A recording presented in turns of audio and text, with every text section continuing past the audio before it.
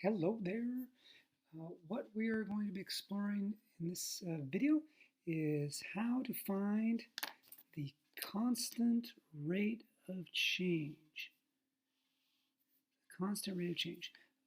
Just as a quick reference, what we mean by constant is not changing. So we want change, a rate that does not change. Let's look at an example and we'll fill in some notes here. The table shows the amount of money a booster club makes washing cars for a fundraiser. Use the information to find the constant rate of change. So find the constant rate of change in dollars per car. So this is important because they're telling us how they want the rate. Just like you might see miles per hour or dollars per pound. This time they want it dollars per car. Okay, so when we're looking at the change, and here we have our cars washed, and we have the number of cars in this column and the how much money they're making for so many cars.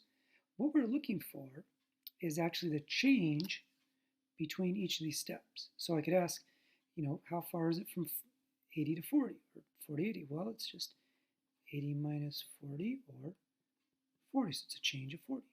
Between 120 and 80, well, it's 120 minus 80, which is also 40.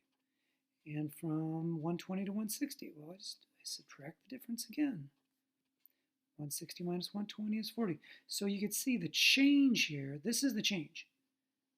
This is the change in dollars, okay? Change in dollars.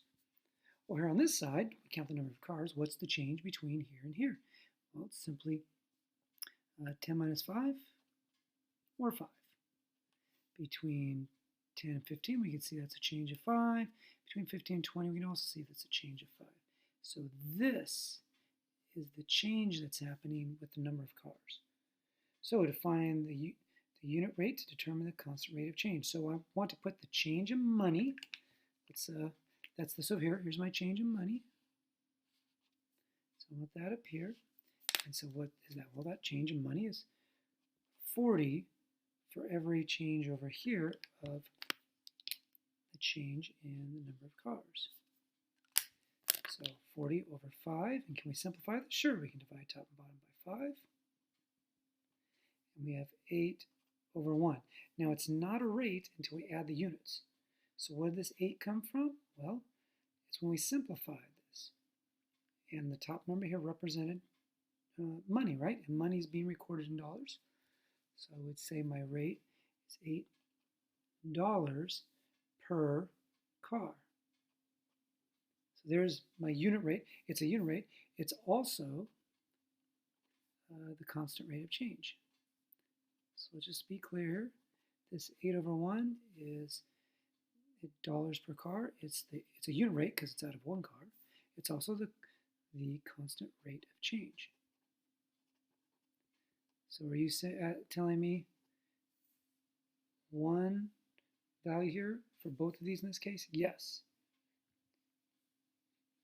That's exactly what I'm saying, because it's a unit rate because it's out of one. It's the constant rate of change because what we did is we set up this ratio of the change in the dollars over the change in number of cars. Let's go look at another example here. The table shows the number of miles a plane traveled while in flight. Use the information to find the approximate constant rate of change in miles per minute. So notice, once again, they're telling you how they want the rate to be set up. So they want, so again, so we're going to find the approximate constant rate of change in miles per minute. So I've got a table of information. What's the difference between 30 and 60? Well, 30 between 60 and 90. Well, that's 30 between 90 and 120. That's 30. Well, what is it between 290 and 580? Well, I'm not sure off the top of my head, so I'm just to subtract. 580 minus 290. 0 minus 0 is 0. Oh, I can't take 9 from 8, so let me borrow from this 5. 18 minus 9 is 9. 4 minus 2 is 2. So my change is 290. And if I needed to check again, I would do 870 minus 580. So 0. I'm going to have to borrow again. 17 minus 8 is 9. 7 minus 5 is 2. So again, it's 290. If I added 290 to this, since I'm going by the same amount here, 0 plus 0 is 0. 7 plus 9 is 16. I put down the 6. I carry the 1.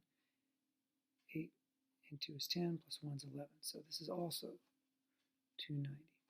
So they tell me I want it in miles per minute, so I better follow their directions here. So I want miles. I want it to change in miles. Oh, this means change, delta. It's the change in miles. Change in miles over the change in minutes.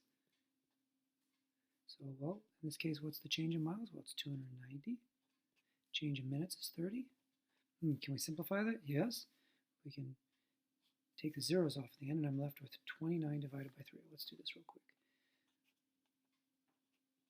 How many 3's can I get out of 2? None. How many 3's can I get out of 29? Well, I can get 9. 9 times 3 is 27. I subtract, so I can't make another group of 3, but I can have 2 parts of another one. So 9 and 2/3, or 9 and 6/10. So this is approximately 9 and 6/10. Don't forget my units. Miles per minute. Without the units, it's not a rate. Let's stop right here.